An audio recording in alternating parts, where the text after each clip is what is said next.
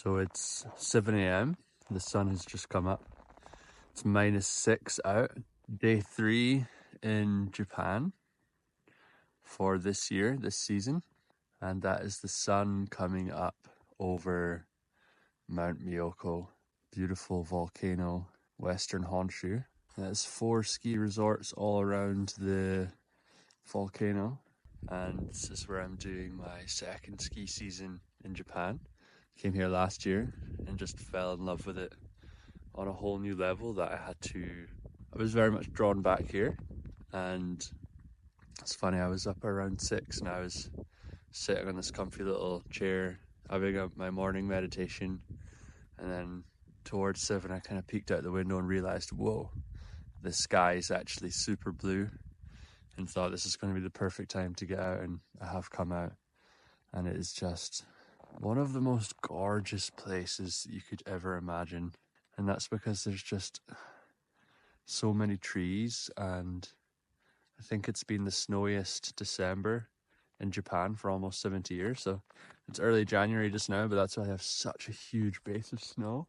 And it is just freaking the most beautiful thing. And this is a beautiful way to start the day. And after a little cold walk back, me and Mags are staying in this beautiful little, it's not a tiny house. I'd call it like a small house maybe. But every morning now, so blessed to have this amazing coffee set up.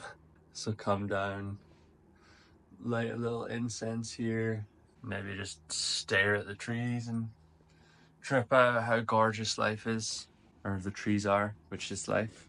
And then get set up to make a little coffee. So it's our little setup in here. Beautiful little table. And here you can kind of see our little space that we're in now for this little short winter season they have in Japan. So we'll be here for maybe 2 or 3 months.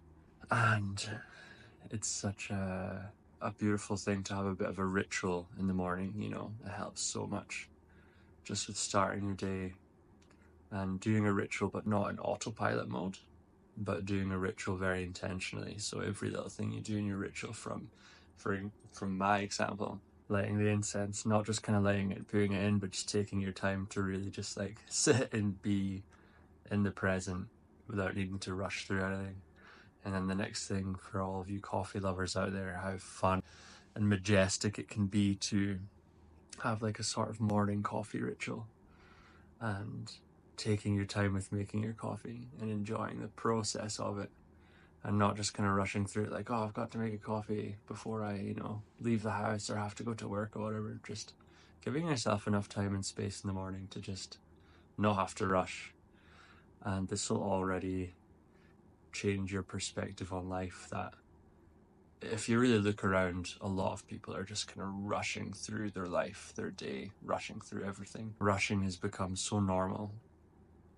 And when you're rushing, you're in a state of mind where you're rushing, and anything in your mind, it prints out into your body. So every state of mind or every state of being that you also have a state of body. So whatever's going on in your mind, it will directly print into your body. And if you're always rushing in your mind, that means your body's always contracted and tense. And just at any given moment throughout the day, you can start to become aware of, where am I holding tension in my body? Maybe it's, around here, quite common. Maybe it's in your jaw, top of your shoulders, very common to hold and store a lot of stress and emotions. So how's your posture? Is it just kind of soft and relaxed? Your back. And just really try to relax into your body a little bit, not being so stiff all the time. And this is also a sign that you are relaxed, you are present with how your body feels. And the more you can get in tune with your body, you start to balance that mind-body connection and not needing to rush around, just being as is. And this might seem counterproductive because you've been programmed and conditioned that you must go, get all this done, because you're working on all these goals to eventually live a better life than you can live right now. It's all not real, is it?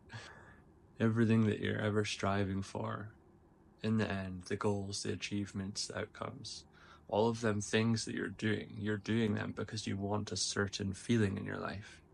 You want a certain state of being or state of mind. You're trying to do all these things because you think that they will give you that.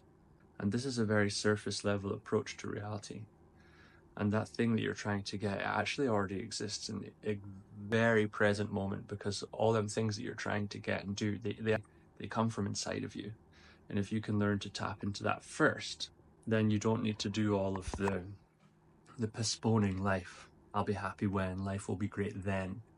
You know, why not just give yourself the permission and start living from the place of you're already free, you're already fulfilled. Them things that you're going for aren't going to complete you. That completeness first comes from within, into your state of being, to your mind, your thoughts, your actions, your behaviors, your body, your way of moving in the world, your way of being in the world, your way of relating to yourself, your way of relating to others. And this sort of source, this energy, this fulfillment within you, tapping into that first and then going out into the world. So establish yourself in being and then go and perform action. And then you're fulfilled in the process. You're enjoying the creation of your day, of this life. And you don't need to be postponing, like we said, for some time in the future to eventually get something or become something or be more than you are now, because it's actually not the case. You already are free. That feeling, that experience, that emotion that you're striving for, whether you know it or not, that's why you're going after all these sorts of achievements and whatnot, and goals in life and your vision for life. You can reverse engineer it and start with that experience of being fulfilled, content, truly happy now, and take that into your action while working on the goals you want. There's nothing wrong. Actually, it's great to have goals and dreams and aspirations, but you first must learn to be 100% grateful for everything you have now and cultivating that state of being now while working towards them dreams and them goals. And that's such an unlock in this life. So often we do it the opposite, and we strive, go, do. Have to do this, have to do that, always in a rush. Once you've got one little thing, on to the next thing, on to the next thing. What does it look like when you're reverse engineering that? You slow down, you be grateful for everything you have now, and then transfer that into working towards your dreams and your goals. Ah, what a beautiful day it ended up being. Look how high the sun is now, almost setting. And because it was so nice, me and this little egg, we went to Suginahara. We did a few laps. It was really fun.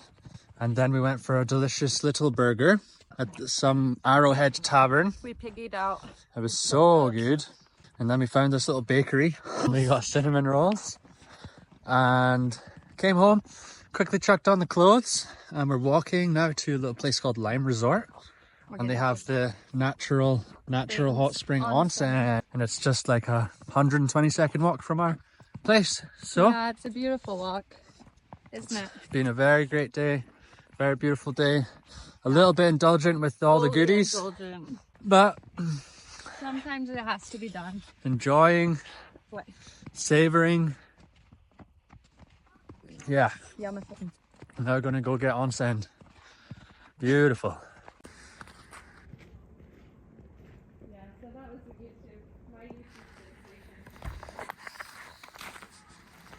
The onsens are really hot baths that you go and kind of melt in and relax.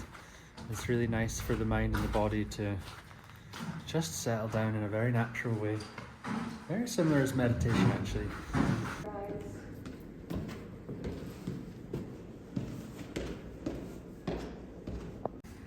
What's that? If you're not awesome, then you're not in an onsen enough.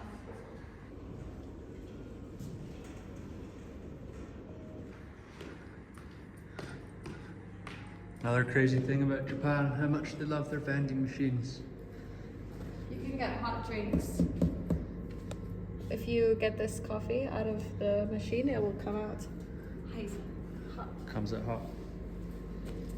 Alright, so the onsen baths are split into male and female. So I will be bathing in here, and Maggie goes in another little one.